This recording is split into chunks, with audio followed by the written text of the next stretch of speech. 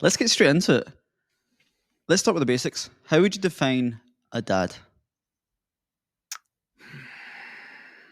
A dad is, first of all, a role model. A dad is somebody who can provide safety, who can provide emotional intelligence, teaching. He's a guide, he's a mentor.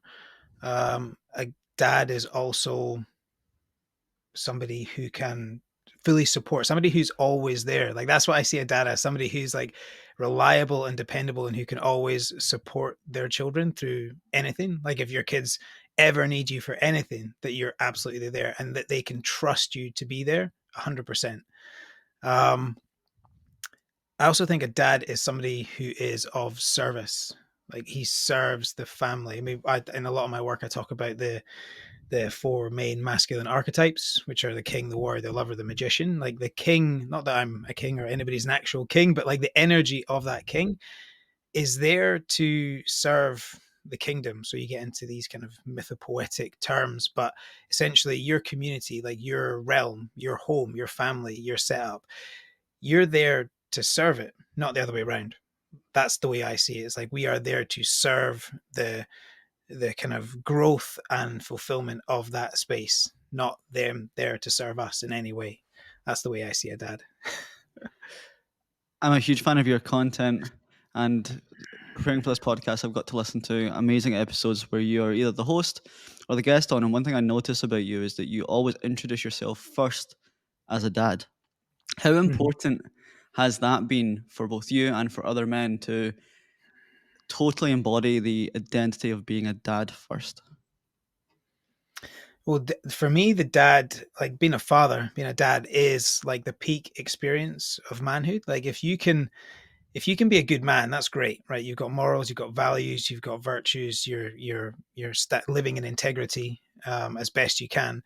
And then if you're like a husband or a partner and you're doing that well, great, fantastic. Like, you're a good man, you're a good husband. But if you can do that and then show up as a great dad, that's like the trifecta. So for me, excuse me, for me, the the kind of archetype of a dad, like the role of dad, is the peak experience. It's the hardest job you can do. And like I've throughout the last 8 years, I've got three kids now, and number four is on the way. My wife's pregnant with baby number four, and I've spent huge amounts of time, like years on and off, as full-time dad, as stay-at-home dad, while my wife worked. We kind of like passed the baton over the last 8 years and took turns to have salary paid jobs and like explore our careers. And for me, dad's like the hardest job you can do. You go to work for a rest. And any man that I speak to, I'm like, yeah, if you're working in the office or you're leaving the house, like, you're on holiday.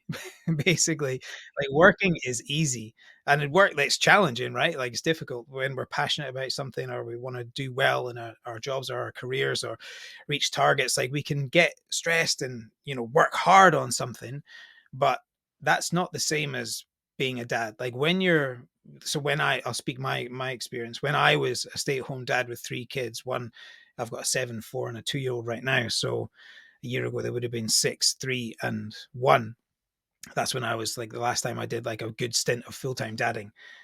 It is non-stop from the moment you wake up in the morning to the moment you go to sleep at night. Like, you are on high alert. You're tasked with educating, teaching, protecting, like shepherding these little beings all over the place and making sure they don't hurt themselves or do anything stupid while they're awake. And you got to make sure that they're fed, watered, dressed, and that they get the most out of their day. Like, that is like, when you're at work, you can like close your eyes, you can look at your phone, you can take a break, you can go and talk to your pal, you can have lunch. None of that happens when you're a dad. You're like on call nonstop all day. So I think men who can really show up as dad, like, have my full respect. And that's like, I respect it more than anything else. That's why it's the first thing that I talk about. Like, I'm a dad and I'm a husband. Those are the two realms that I think are the hardest to show up in with full integrity. It's easy to go away and work and provide financially for your family, but if you can provide emotionally, if you can provide educationally, if you can provide your full presence in your marriage and in your family as a dad, like, that's amazing. The comparison of being a dad to a full-time job is such an interesting one because, like you said, there's no manager that's telling you that you're doing a good job. There's no sales targets like there might be in a sales Yeah. position. If I were to ask you what the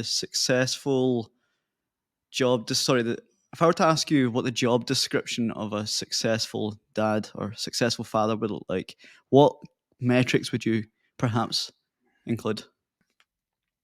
The job description of a dad, and it's funny because I actually saw a really, really interesting meme, like a reel about this, where somebody was interviewing people, and it was for the job of a mum, and they were interviewing and saying, right, so you're going to have like sleepless nights, you might be on call, 24/7, you don't get any breaks, and they went through this full list of a job description, and then they said, and actually, there's no pay if that's all right. And the people were like, what is this job? And then I was like, a mum. And I was like, well, that's, it's the same as a dad. Like if you're a stay at home dad, like I was, it's the same thing. You're sacrificing so much so that your children can grow into competent people. You're trying to teach them, you're trying to, like everything is an educational moment. That's something I've learned over the last 8 years of parenting. Everything is a teachable moment, literally every single thing. And it's important to include children in everything that I'm doing, that we're doing, that you're doing, so that they learn as you're role modeling, like you're modeling these behaviors, and they're learning, and they feel that you trust them. They feel that you trust them to engage in the same activities as you. There's not like a separation, like the adults table, the kids table, like they're engaged with you the whole time. So I think the job description of a dad is to nurture these young minds into competent grown adults. And the measure of success for me in my world, my measure of success is having adult children that actually want to spend time with me. Like I visualize this life. I'm a like 90-year-old man, hopefully, if I make it that far. I'm a 90-year-old man. I'm sitting in my dream home where I live now. I've made a chair myself, and I'm sitting on it and I'm relaxing. And my wife's sitting on a chair that I also made myself. And we're lounging and we're chilling, we're chatting, we're having a lovely time. We're deeply in love with each other and we still love spending time together. And our kids actually travel from wherever they are in the world and they want to come and spend time with us. Like that to me is the measure of success as a father, having adult kids who go out of their way to spend time with you. I love that. The idea of teachable moments is something I'm reminiscing on because I think about the way I was parented in this working class, blue collar, kind of stoned faced Hmm. environment whereby emotions weren't something that were visibly seen in the household. Financial insecurity was rife, and you could ambiently feel the stress and anxiety in the household. And I remember, and you might have seen or heard this before in your lifetime, the phrase of "be seen and not heard." Hmm. Or if I annoyed my dad, he'd often say, "Get out my sight." But the narrative that bringing your kids to the dinner table, bring them into adult conversations, and letting them almost learn vicariously or over the shoulder of you and your behavior is something Hmm. that I never experienced. How do these past paradigms of be seen and not heard affect the growth of children, do you think?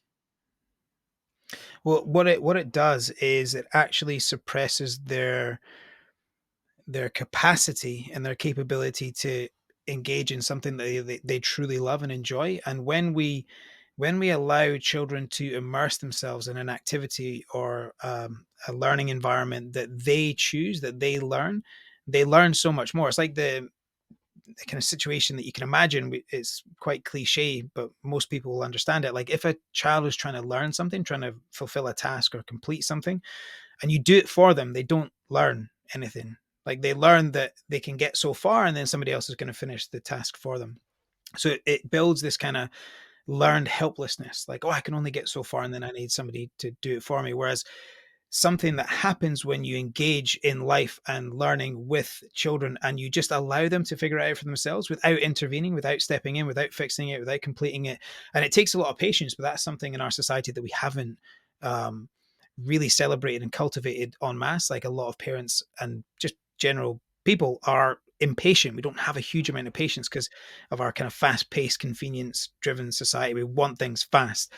So like when we see our kids like struggling with something, the impulse for so many parents is to jump in and fix it and complete it and do it for them. But they don't actually learn. What happens is they build this sense of learned helplessness, and they'll go through life knowing that if they hit a challenge, if they hit a roadblock, then somebody's going to come in and save them eventually.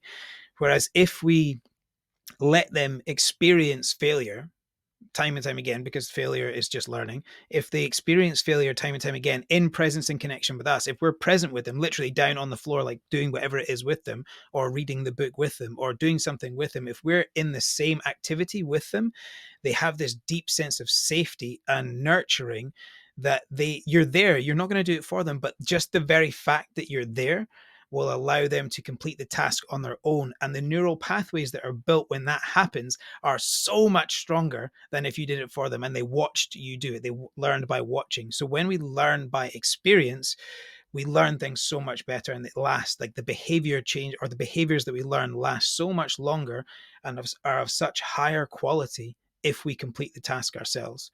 So often learning over the shoulder, or engaging in the same activities, or up or down, like us engaging in their activity or them engaging in our activity, there's like this cross generational learning, because also we can learn from them because they see the world totally different, and we might have forgotten something, or kind of learned ourselves out of a habit or a behavior or a realization that through the fresh eyes of a child, we might experience that one more time and think, oh wow, that totally reframes how I feel about this person, or how I feel about that situation, and I can actually look at it from a totally new perspective because I have the innocence of this child allowing me or supporting me to let go of the kind of um, culturally ingrained behaviors that I've picked up over my whole life. So, like, we home educate our kids. Like, we've got 3 kids at home. We'll have a 4th by April next year, and we love spending time with them. Like, we couldn't imagine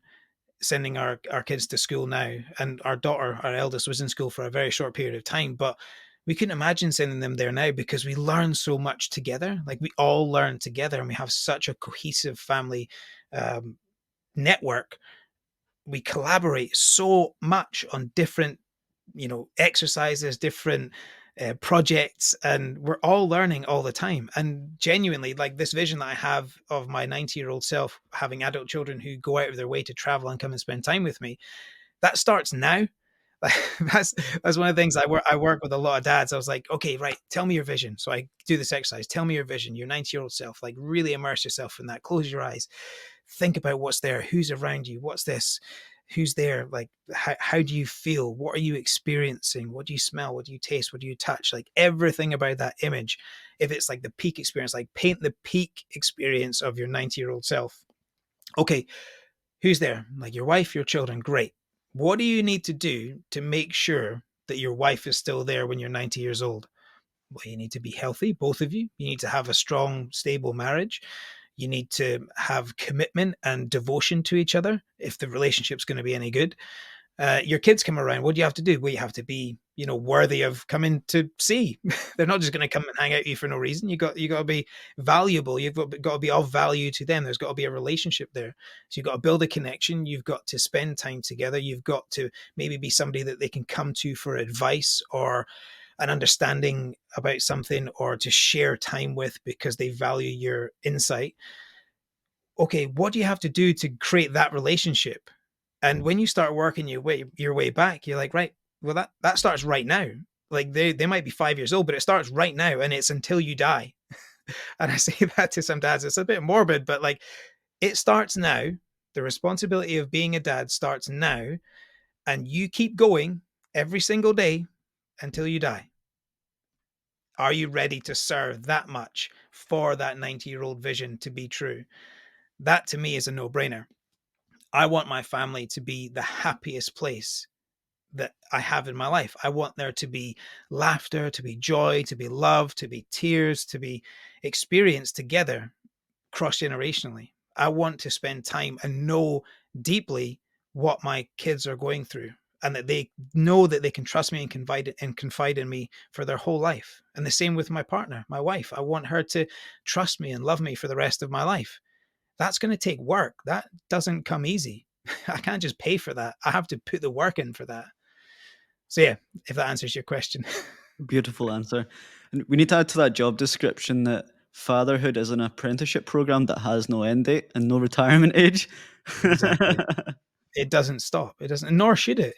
And it should be something that people are more aware of, and that there also needs to be this transition. And this is something that we hear spoken about so much, particularly in Western culture, is the lack of male initiation or rites of passage, particularly into fatherhood. We don't have something that transitions us from boy to man to father. There's no kind of like ceremony, or there's no act or time or thing challenge that we go through. But that's what we would have had, millennia ago, thousands of years ago. We would have had initiations. And there are some horrible ones that you hear of, like there's a West African tribe that you have to put your hand into a glove full of fire ants. That's like, well, I'm not doing that. But there are things like vision quests, or essentially something that happens where you are guided by a group of elders, so men of your tribe, men of your village, men of your community, who have experienced more of life and know more of life, and they're trying to impart wisdom onto you so that you can get the most out of your life. We don't have that now. We have university, which is for the most part a big piss up. We have stag do's, which is an even bigger piss up.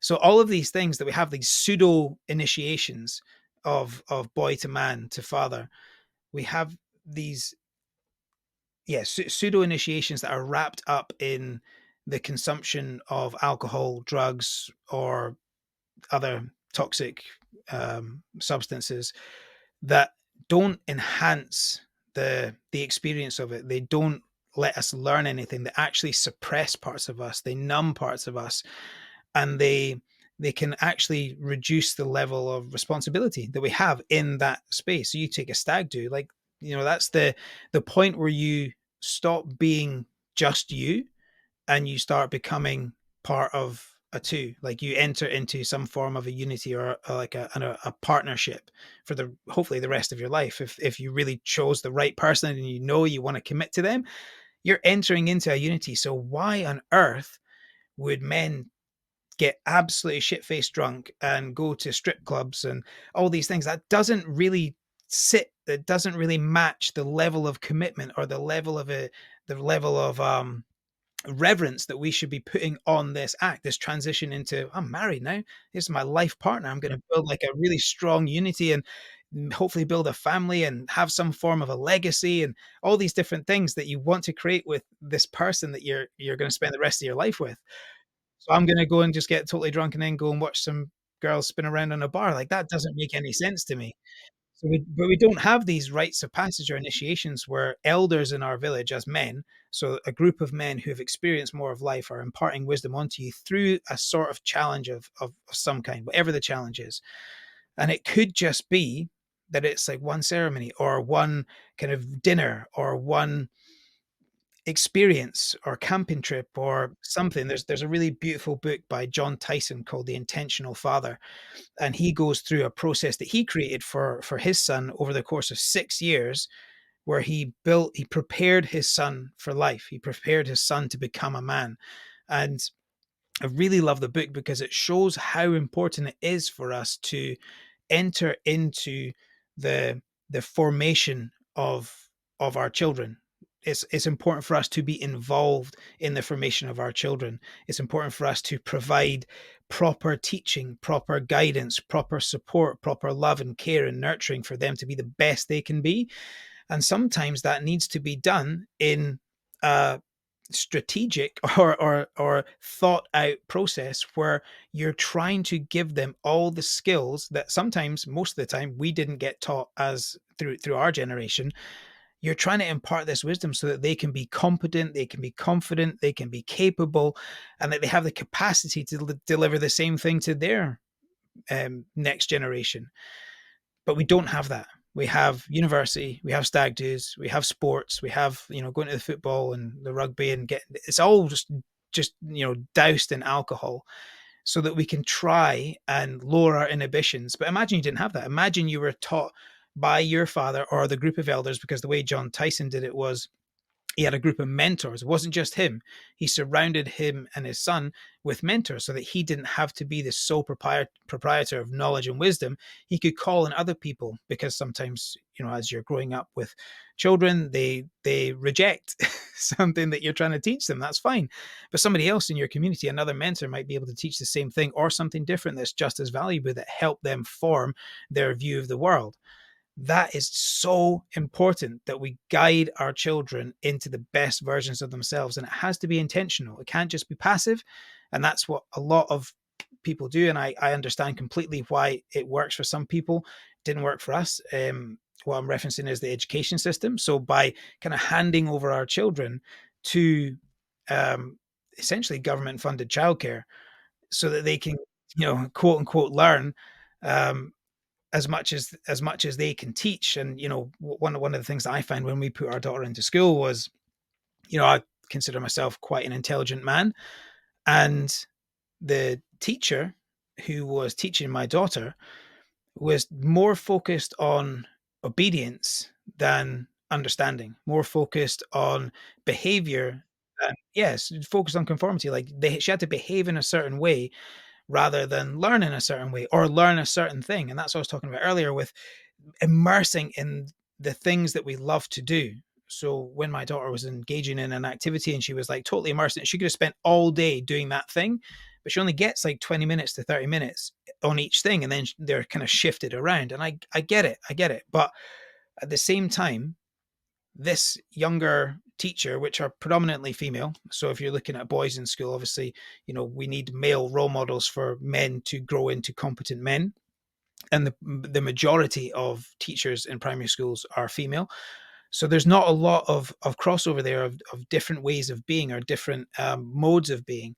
And when my daughter was getting shifted about, she was never actually immersing herself. She wasn't building those neural pathways, and she was actually just learning to be not herself. She was being kind of pigeonholed or shoved into this kind of conformity driven um, obedience. And we just saw her light going out, and I just thought, you know what? I think this, younger female teacher, clearly very, very competent, but she's spreading herself across 30 children in a classroom. She's underpaid, she's overworked, she's stressed, she has her own troubles and social life and things that she's trying to navigate in her life. But she's not completely devoted to my daughter's education. And I am. So I can do a better job because I know what she likes to do. And I know generally, and I worked in schools. So I spent a short period of time as an active schools coordinator, delivering sports initiatives to kids in primary schools and high schools. And I was in and around schools, and it's not a happy place.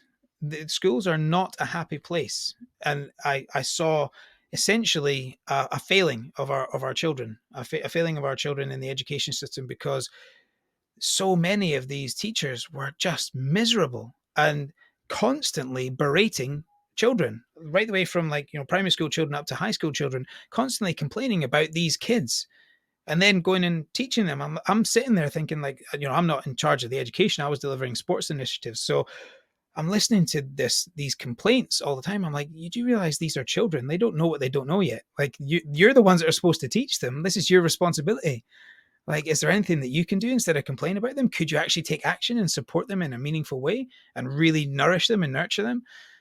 So that's why we decided it's for us to do. If we want our children to be competent and confident and have more focus on EQ rather than IQ, because the most competent and interesting people that I know, it's because they have a higher emotional intelligence, not because they know more facts than me. It's because they're better to be around, they're more enjoyable to be around. And if I'm to raise my kids in that same way, then it's on me. It's on me as the father, as the parent, to teach them those skills.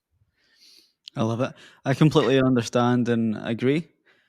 To play a devil's advocate, I've got a couple of questions that I'd like to ask you. Mhm. You're in the fortunate position that you have the capability and perhaps the resource to teach your children. Mhm. Many families working class families who are nailing Mhm. multiple part time jobs, who don't have the academic prowess of you, don't have the same capability to home educate. Well, at least that's my opinion. I don't Mhm. think I would be where I am today if my father was my sole teacher. Yeah. So, is there contingencies and conditions for that type of education? Yeah, for sure. And I think it's really, really important that school works for some people. And for some people, home's not a good place. And actually, school is the safe environment for them. Some people, Mhm. don't get fed at home. Some people are in, you know, in impoverished situations and sometimes abuse and neglect at home. And actually, school is the safe haven. So for a lot of people, school works. And it's really important. And also, some people's brains are wired for that system. So it's actually really beneficial for them to go into that educational environment because they like the simplicity, they like the conformity, they like things done in a certain way systematically. So for some people, public education is absolutely the right step. I think where we need to, and I'm not a political advocate or getting involved in any policies, but what I see is a failing of our school system because it doesn't nourish the individual. What it does is it creates a standardized system where kids all have to reach the same point, the same answer via the same method at the same time. And if they don't, they're deemed, worse, or they're falling behind, or they're not doing well enough, or they might have to stay. But like there's a negative connotation to them not achieving something that everybody else in their class are pushed to achieve. So it doesn't nourish or nurture the individual. So if that could be done, if there was some form of flexi schooling, is a common um, fix for this, a common thing that people do to combat this kind of squashing of one's individuality in the education system. So if flexi schooling, and there's a famous advocate for this, Ken Robinson. Ken Robinson speaks about kind of unschooling and individualized schooling, or alt schooling. Alt schooling would be allowing the child to lead their own educational experience, essentially following their passion and immersing themselves in it. But within that process, bringing other or bringing essential parts into it. So if they're perhaps like a really great engineer, they love tinkering, they love playing, they love building, like bring in everything else, bring in the maths, bring in the literacy, bring in every element, bring in the arts, bring in all these different parts that they would need to have in order to flourish as an adult, but bring it in the context that they understand, rather than trying to force them to understand it in a way that we have to deliver it within the policy driven education systems. Like, this is how it's done, and if it's not done this way, then you failed. That fails a lot of children. But at the same time, it's a great space because sometimes people don't have any other option, and sometimes people don't have any other safe spaces to go to. You're so right. It fetishizes generalism as well. They focus more on getting you from a D level math student to a C level math student, opposed Mhm. to honing your A in music, for example, whereby you could become a superstar at that domain. You could be the next best Yeah. violinist or guitarist or in a band or an artist or whatever else. But yeah, you're right. We create metrics that encourage kids to be generalists and average at everything opposed to a superstar in one domain. A question that I also wanted to ask was, your curriculum for your children seems like a utopia. It sounds great in practice, but do you fear that it doesn't marry society's needs in the future?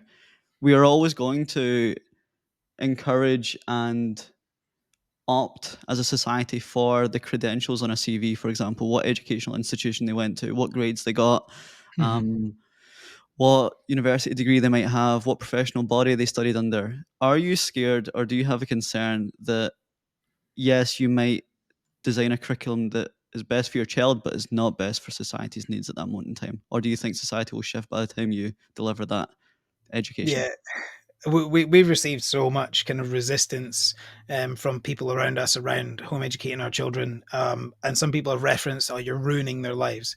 I was like, "She's 7, so like we got loads of time, and who knows what the world's going to be like when she's 15, 16, 20, 30. Like, And she's competent, intelligent, she's creative, she's fiery. And my two sons, so I've got a girl and two boys, they're all so beautiful in an individual, and they have so many qualities that we can see in them that if we nurture them, they're going to be really useful for what in whatever they do. And the way that the world works now, especially right now, like we're sitting on a podcast. Like, who knew that podcast would be a way to create revenue or spend your time or work at, 10, 15 years ago? Like, nobody saw it coming. I didn't see it coming, but it's a new medium that people can work in. Now, who knows what's going to happen by the time my daughter's 15? But what I do know is that she'll have the competency to apply herself in anything that she wants to do. So I'm teaching her the critical thinking skills, which is something that's deeply lost in our education system, is like teaching this individual critical thinking, like competent, confident, action taking individualism. That critical thinking is so vital to entrepreneurialism, to, you know, team dynamics, to success in general. You look at any of the top entrepreneurs in the world, they're high critical thinkers, high functioning critical thinkers. So we're teaching our kids those skills so that whatever they choose to do, whether it's a musician or a web developer or anything, a designer of some kind or an engineer, like they'll learn those skills. And at any point throughout their lifespan, if they want to engage in the education system, we can do that in a way that best suits them. Because a lot of people don't understand is you can still sit tests, you can still sit exams, you can still engage with the education system, but you can do it on your own terms if you choose to. So if you're a home educating family, you can actually later down the line have your kids sit the exams that would allow them access to university. They don't have to go the traditional route of school, primary school, high school, college, or uni. They can learn as much as they can because really it's just learning. If you learn something, then you can apply it. It doesn't matter how you learn it.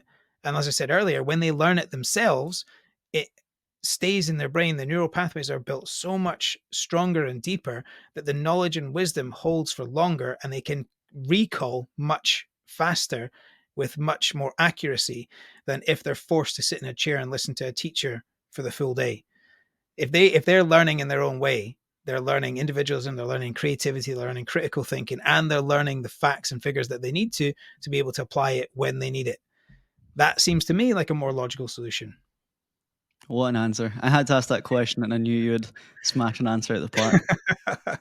Let's go back onto the topic of dads. How important is it as a man, as a father, to know yourself beyond your job title and your accolades and your CV as such? It's so important. There's so much more depth than what you achieve on paper.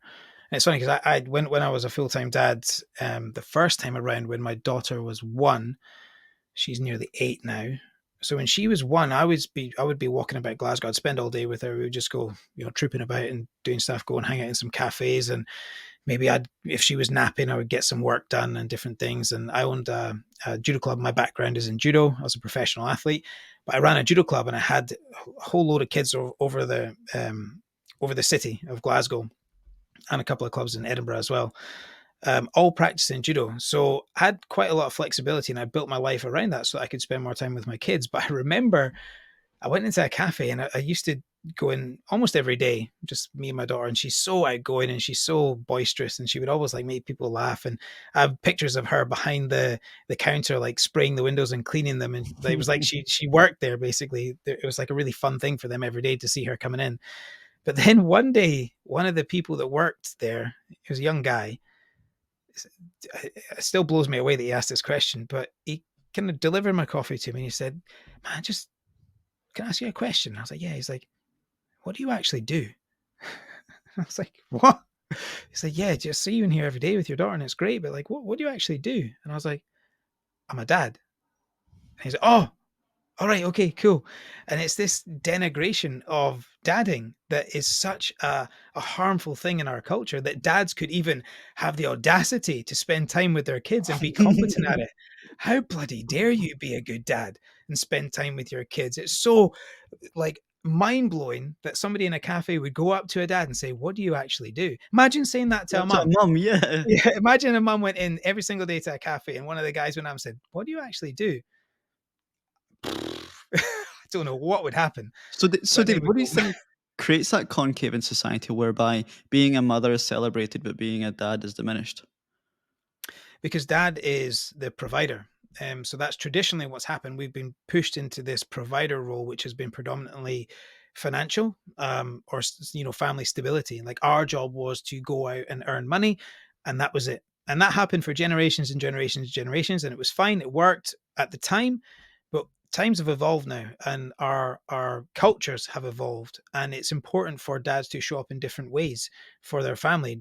Just making money is not enough, and there's arguments for it being shared and spread out across both, father and mother, to be able to contribute to the household. But if we are to only be seen or only be valued by how much money we can make or how much we can provide for our families, then we're never going to be allowed to, like, literally we never feel like we're allowed to engage on an emotional level with our partner, with because we might judge ourselves if we're not doing well at work, or we're still not making enough money, or we didn't get the promotion. Like, we might come home and just feel like totally worthless, and I see this all the time in my work.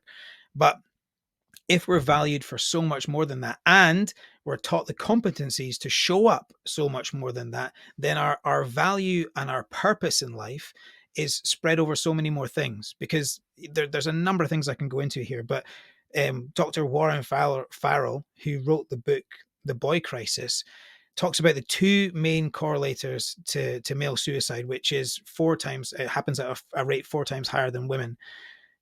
The two main correlators to male suicide and the decline in male mental health are dad deprivation and purpose void. So dad deprivation, so dad's not around, whether he's not involved at all or whether he's just working all the time and you never see him. So that's dad deprivation. The particularly for young boys, they don't get to engage with their male role model, but both sexes, boys and girls, don't get to see their dad as much. So there's a deprivation. Dad's not there as much as he could be.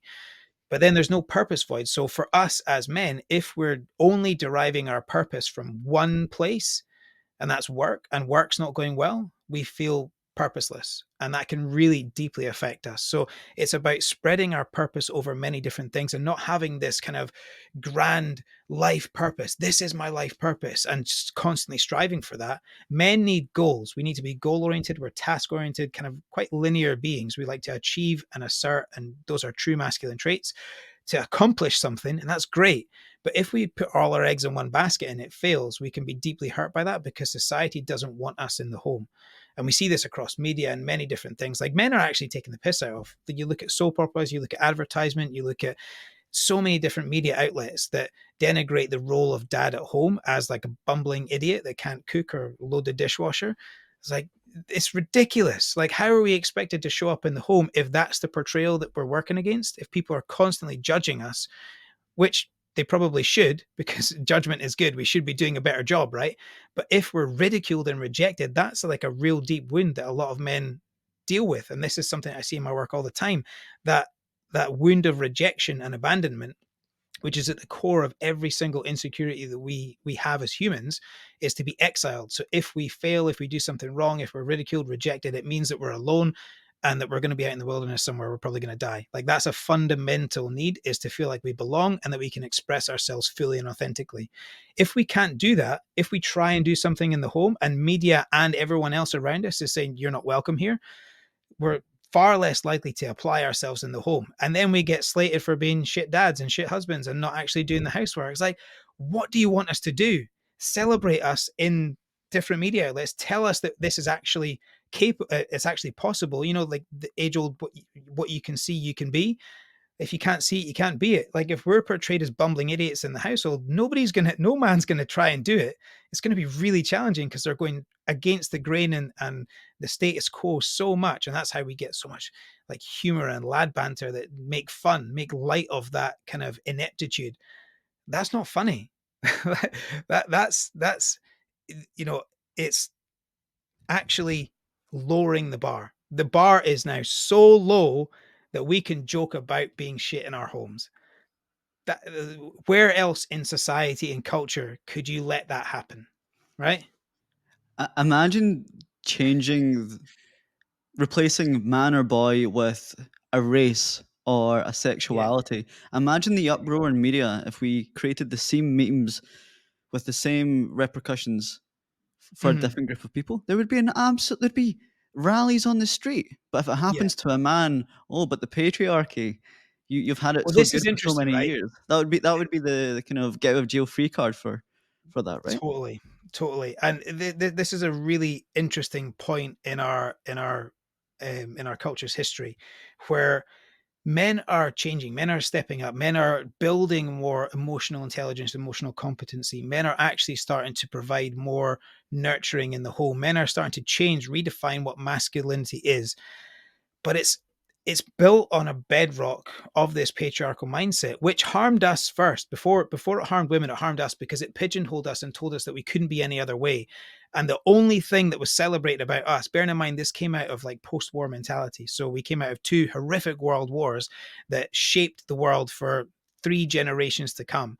And it shaped the world in the way that men could not express themselves emotionally. They were forced to suppress their emotions because it was so horrific to express them and deal with them. And expression is the antidote to depression, which is why we have so many depressed men and such a high rate of suicide, because there's no space for us to talk. People don't want us to talk because what they did was they celebrated us for our capacity to protect, to go to war, to fight, to die, to save, to be the saviors and the the protectors.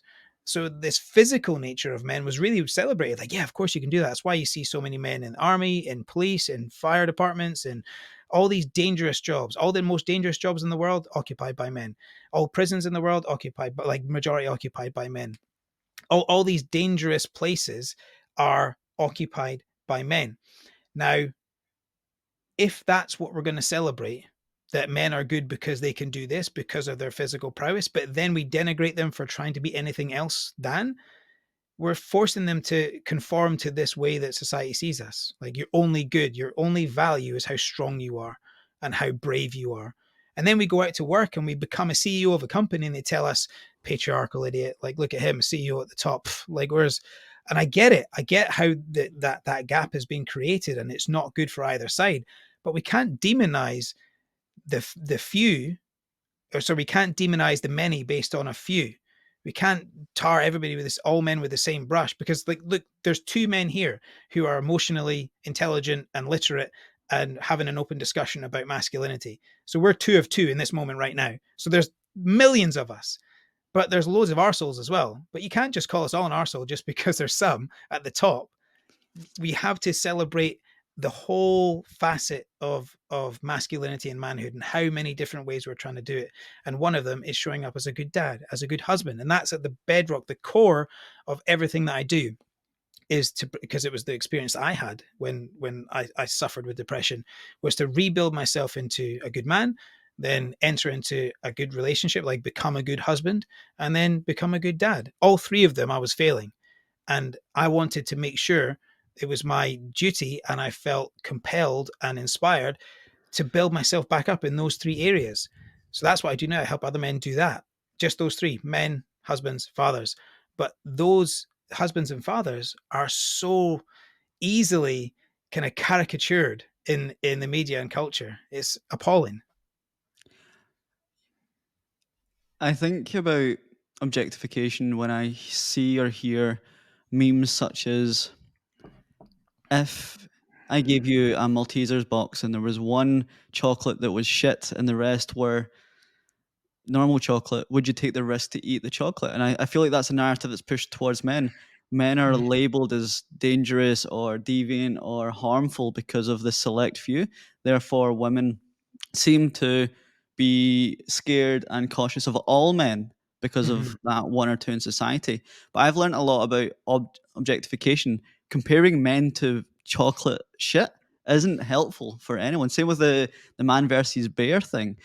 Comparing a man to a violent predator is so harmful for the male Mhm. experience.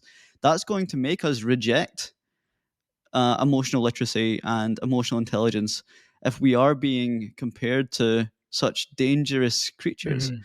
And yes, that's maybe a small price that we pay in media for the larger price women pay for pay in violence, for example, from men. Yes, I can understand that being labeled like a bear isn't as dangerous as being raped or kidnapped or whatever else we see women face on the streets. But I don't think it's an either or. I think we need to have a more compassionate narrative towards Mhm. men for men to listen to the struggles that women are going through, and comparing them to shit or bears isn't helping anyone. Yeah, and it's supporting what you want, right? Like I often say, move towards what you want, not away from what you don't. So if you want men to be better, let's talk about men being better. Let's not talk about them as bears and rapists and perpetrators. Let's obviously those things are abhorrent and we shouldn't tolerate them in society. Of course, violence against women is disgraceful, and we should be calling for better. But let's call for better. Let's ask for the thing that we want, right? Because like if you were to look around your room right now and look for all the things that are red, look for everything in your room that's red right now, and then close your eyes and tell me how many things are blue in your room. You don't know because you're not looking for it. If you're looking for red, you're going to find red. If you're looking for blue, you're going to find blue. And sometimes what we get is people looking for red, and they'll see some things that are pink or mauve or different shades of red and call them red just so that they can fit into their narrative, just so they can kind of boost out. They want to be successful in their thing. They want to argue their case and say, yeah, that's all red. I'm like, well, it's not really. Like that's pink. That's not red. And there's nuance in this argument that a lot of people miss, and it's very black and white. Like this is how it is. Like men are bad. This is what we want. So let's start calling and start looking for what we want from men. What do we want? What do women want? And that's another thing that I find hilarious, because there was literally a movie called What Women Want in the 90s, or maybe the 90s, with Mel Gibson. Anyway, and it was a disgrace because it painted this picture of men as being completely emotionally illiterate and this bumbling idiot that we see in relationships, and that he had to have the special power to read a woman's mind in order to have any chance of romance, because he was just so completely incapable and inept in understanding the emotions of a woman. But that's what we're being taught.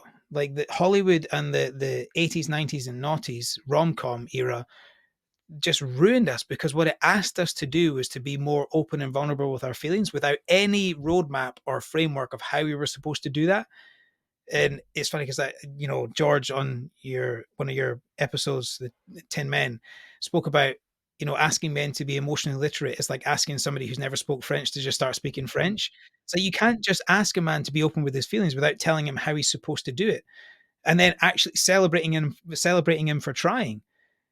Because if we try, we're just like ridiculed and just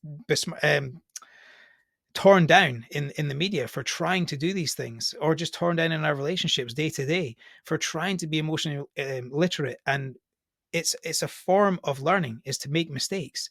But if we're not taught how to do it, if we're not shown how to do it, if we don't have any male role models that are upheld in our society that are good at this stuff, and then we're asked to be vulnerable and open with our feelings, which women do want that, just not with them to a great degree. They want us to be emotionally literate, understand our feelings, understand what is wrong with us or what we want to fix, but then go and get that done and come back to the relationship full, so that we can serve and be of service and support and be engaged as an equal in the relationship. But so often, what we're taught is to be open and vulnerable with our feelings. And then we go to our partners and we be open and vulnerable with our feelings, and it flies back in our face. And we're like, oh, that's what I was told to do. I guess I don't know how to do it. I guess I'll just stop doing it and just suppress all my emotions now. And then that comes out because, in basic psychology, if you suppress an emotion, it's always going to come out later on. So you have to be able to express and explore these parts of yourselves in a safe space so you can come back to our relationship and be a contributor to it. We have to collaborate in our relationships, but we haven't been taught how to do that. I feel like in this discussion around fatherhood and manhood, you must learn one whilst learning the other. Is there anything that you've learned about women or motherhood that's either shocked you or made you more compassionate towards them in this journey? I feel like Mhm. it is both yin and yang. The best lesson that I ever learned was, one, she's not my mum, so I can't use my partner or put my partner in a position where she's a proxy for my mother. And she's often right, and she's trying to help me. So much of what happens in relationships and so much of the work I do with couples is on the man being triggered by being questioned or challenged by his partner, because again we were told to be this assertive, you know, gung-ho, confident man that provides. Yeah, this, like, the strong man. But then when we're challenged by our partner, we don't have the emotional literacy to actually take the criticism. So we crumble and we go back to our little boy, and the little boy gets activated, and he comes out and he becomes really defensive and thinks that she's um being overly critical or challenging him or nagging him. Like, nagging's a big one. Like, oh, she's nagging me all the time. It's like, no, she's trying to help you. Like, if you were to, like, take it away from the relationship and just put it in a business perspective, like, if you're doing something wrong, would you want somebody to come and tell you you're doing it wrong so you can do it better? Yes, you would, absolutely. So if your wife is saying, hey, you're doing that wrong, and you can't take it, you just can't take it, the emotional immaturity is flaring up and saying, telling you where your work is. Ah, there's a trigger there. She's asking me to do this way, I want to do it that way. And I see it so often, and I did it for years, where I would just ignore or fight back and then mess it up anyway and go, damn it, she was right. And that might resonate with a lot of people listening. But the biggest lesson I ever learned was, she's often right and she's trying to help me. So don't get defensive. If you want to achieve the thing that you're doing, be it fix something, figure something out, provide something, and she has an insight, why not respect that insight? Because women are amazing. They have more connections between the left and right hemisphere, so they can think faster than we can. They can actually jump between ideas and kind of test run things really, really quickly and come to a conclusion much faster than we can. Because, as I said earlier, we're quite linear beings. We do one thing at a time. Most men, not all men, but most men are quite methodical. Like, finish that task, move on to the next task. That's why we love to-do lists, or at least I do. And our partners, women, can. This where the kind of term multitasking comes from. That's not possible to do. You can't have your brain in two places at the same time, but you women can think between things much faster. They can switch. Yeah, they can figure stuff out a lot quicker because their brains are wired differently. So imagine, especially with the kind of emergence of AI right now, and how people can utilize AI to kind of think for them a little bit and, you know, brainstorm with them, and if they use it properly, it's very useful. So's your partner. She's amazing. She's intelligent. If you give her a problem, she'll come up with 10 creative solutions for that problem, if you're emotionally mature enough to allow that in. But so many men I work with get really triggered and defensive and fire back and push back against them. But if you wanted to achieve the thing quicker and more effectively, why wouldn't you utilize all these things and all these people around you? Instead, actually, you're creating the very thing that you don't want. You're saying, "Oh, you're doing this, you're doing that." You're called. You basically, what's happening is, in your psychology, the boy's coming up and saying, "You think I'm rubbish? You're going to leave me. Let me prove you wrong," and then you mess it up. And then you're almost like self perpetuating, or creating the problem that you actually tried to avoid in the first place, which is, if you could just go, thanks darling, let me try that, and you brought her idea in, and if it works, it works. If it doesn't, then it doesn't. Then the chances of success are much higher, and nobody notices that you got triggered or anything happened. They just think, oh yeah, he was really open to my input. Like, that's how a good relationship works, right? Why would you fight against each other with small things like that? Just let it in. It's very fascinating. I love that. Combating poor inner monologue by healthy dialogue. Yep. How, what, if someone is on this journey, a man's on this journey of trying to create a better relationship with their partner because their inner monologue is being triggered every time that there is a nag in the household, quote unquote nag. Do you have any recommendations for conversation starters with their partner? What are good questions to ask your partner to come to this resolve? Just lead with curiosity. Pretend like you don't know, or like ask how they felt. Like, go into feelings, go into the emotion of it. Like, when we get into masculine feminine dynamics, like, masculinity is like a strong structure. This is the one of the beautiful things that we often get really, really wrong in relationships, is that I use this analogy called the path, right? So if we're walking the path together as a married couple, women and men will have emotional episodes at different times. So they'll wander off the path. And when you go off the path becomes invisible. You can't see it anymore, but you can hear it. So you're off in the void, you can't see the path, you're having your emotional experience.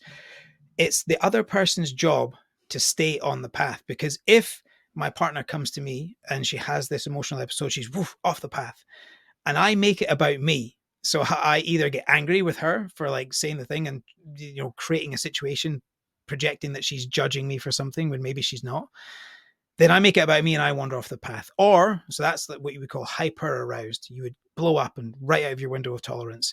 But if you became hypo aroused and you went in and you made it about you in a really pity seeking or imploding way, if you crumbled, you're also making it about you and you wander off the path again. Now you're both lost. So you're never going to find your way back to the path. The trick is not the trick, but the tool is to build this sense of emotional sovereignty or emotional strength so that you can stay on the path. So when the other person is having an emotional experience or an emotional episode, i.e., off the path, you can communicate from a really neutral, impartial, reserved way so that they can hear where you are and they can find their way back to the path. You can guide them back to the path. And when they get back, they will thank you so much more if you're able to hold it together. The second you crumble by going hyper or hypo aroused, either you blow up in anger or you crumble in insecurity, she knows that she can't rely on you to lead her back to the path. And she will not be able to trust you. It's our jobs to hold as men, as the kind of masculine structure. If that's what we're celebrating, if we're celebrating masculinity and that assertiveness and accomplishment and support and protect and provide, if that is the traits, if those are the traits that we're really celebrating in society, let men do that. And we're going to hold that path so that our partners can have their emotional experiences, because that's what the feminine does. The feminine enjoys the process, the flow, the emotional experience, the chaos, the creativity. And it's our job to hold strong and be those linear beings and guide them back to the path. If we stop them having their emotional experience by us having ours, going, oh, it's about me, it's all about me, you think I'm rubbish, then they switch into their masculine and they go, oh, God, right, okay, I've got to look after you now. So we have to stand true to who we're supposed to be in the relationship. What an insight. I can't stop thinking of a recent hobby I've picked up, which is salsa dancing and bachata dancing. And Love it. yeah, and so in that discipline, there's leader and a follower, or masculine, Mhm. feminine. Well, I'm not going to denote it to man and women because um, it's not as simplistic as that. But there's the masculine archetype, the leader, the feminine archetype, the follower, and you Mhm. see mixed level of skill dancing with each other. So Mhm. usually you'll see a really talented leader, or the masculine archetype, and a Mhm. really novice and new beginner follower. And as long as the leader is strong and provides a safe space, safe steps, safe rhythm, it allows even the novice, the follower, at times to just be creative and flow within that space, Mhm. almost like sturdy banks in a river, and the feminine being like the kind of ripples and waves in the water. Um, Yes. and just seeing that energy unfold within a dance has given me such a newfound understanding of masculine and feminine. Mhm. It's super interesting because the role of a leader is to literally do as it says, lead the dance. Mhm. Uh, but I guess if the leader were to step and try and do some fancy footwork at the side or do Mm. their own twirl, it wouldn't work in the same way. Yeah, I'm familiar with bachata. I did it for a couple of years, and So you will to describe this way more than I can. no, but it's what's beautiful is you captured it really nicely. It's the leadership, but it's the from my opinion, when the strong leader is leading, he's able to forecast. He's able to see where the person is going and be there to catch Yes. when they get there. So he can put a hand somewhere or guide their hand so that they know to twirl under. But then he's there at the end of that movement, ready to move them to the next one. So he has a deep understanding and a real deep awareness. And this is something that men have not been taught: is emotional awareness and presence. So we've not developed presence, we've not developed emotional awareness with ourselves and with our partner. So we're not able to read the signals that they're giving us.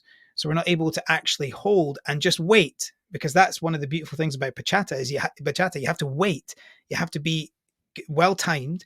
You have to predict where they're going to go, and you have to have patience. If you try and rush bachata, it becomes all messy and erratic because nobody knows where each other's going, and the movements become too disjointed. So it takes real skill to just hold that, and transfer this analogy back to the relationship, to hold that dance, to be able to see where she's going and be there when she gets there with emotional sovereignty. And this is a really interesting thing because one of the other things, to re-answer your question, is that a lot of men don't really take into consideration the monthly cycles that women go through and the different hormonal fluctuations and the moods that might be produced by that, the emotional kind of fluctuations that they might experience through that 28-day cycle. So if you imagine like the kind of base level of emotions or base level of mood, right? If they go away on this 28-day journey, so their hormones go on a cycle of 28 days, they're further away from the base level for longer because they kind of go up and away and then they come back down and then they're really solid. So it's not the whole 28 days, like 20 days of that, they're away from that. Men do it on a 24-hour cycle. So we're actually closer to the base level more of the time. So it's that again is our job, is our biology telling us you've got to regulate yourself because you're actually here more often. So you can get the sense check and you can see where she's going. You know where she is. If I would suggest every man who's in a long-term relationship to download like a natural cycles tracking app and kind of pair it with your partner so you both get a sense of where she's at. So like these are some of the skills that like I'd love to teach, and I love to advocate for men to actually have an awareness without being told what to do. Like imagine you knew what day your partner was on in her cycle, therefore you knew what kind of mood she might be in, therefore you knew exactly how maybe you should be behaving around that mood, like the dance of bachata, or she's going to be here so I'm going to be here to hold her. If you knew that without asking her what day you on, she's like, oh god, I gotta tell you now, I wish he just knew. Like most women would resonate with that and think like, I wish he just knew. And we can learn these things. You can get the app on your phone and see which day she's on and go, from my experience, because I've now built my awareness up, I think she's going to be in this kind of mood right about now. So I can, regulate myself and maybe be a bit stronger for her, maybe hold her, maybe make sure she's well nourished, maybe actually cook some food instead of her cooking it. Maybe she needs to be hydrated for this next week because she's going to be menstruating and it's going to be tough for her. So I need to look after her. Great. Maybe I might run a couple of baths this week and say, hey, I'm going to do the bedtime routine. You just go and jump in the bath. That's what builds that emotional connection when she feels you've got her and she knows that you know where she is in her cycle without her having to tell you. Essentially, I have this phrase that I say, like, do what you know needs to be done without being asked to do it, and don't look for recognition for doing it. If you can do that in your relationship and your co-parenting journey, your partner will trust you so much more. David, this has been one of the best conversations I've had this year. I'm not just saying that because you're on camera with me right now. As a young man, I'm in my mid 20s, single at the moment. This has been a roadmap for me, but I can imagine it's a roadmap for many of the other men that are listening who may be further on in their journeys. They may be a father themselves or expecting or in a committed relationship, engaged, or they may be even younger than me. They might be 18, 19, stepping into their 20s. And I think this has been such a valuable roadmap of manhood and parenthood. Mm-hmm. Tell me about the importance of men's work and some of the work that you do. Well, men's work is essentially a reimagining of a really old technique. This has been around for centuries, right? The gathering of men.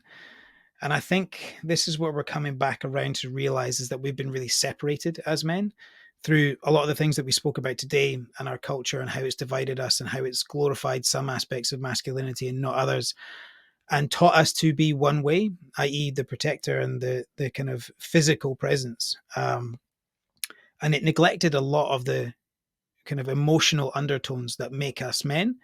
Men have emotions. We are very emotive and emotionally rich beings, but so much of that has been avoided, neglected, suppressed, and sometimes vilified and demonized.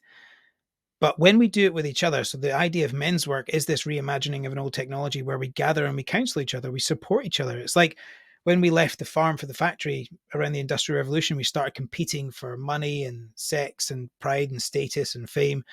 We started stepping over each other. We started seeing opportunities, and instead of our kind of brothers or friends or colleagues being in support, we saw them as obstacles. We saw them as competition, and we had to beat them. We had to beat each other. And I came from a martial arts background, so I was constantly fighting with people every single day. It was my career for most of my life.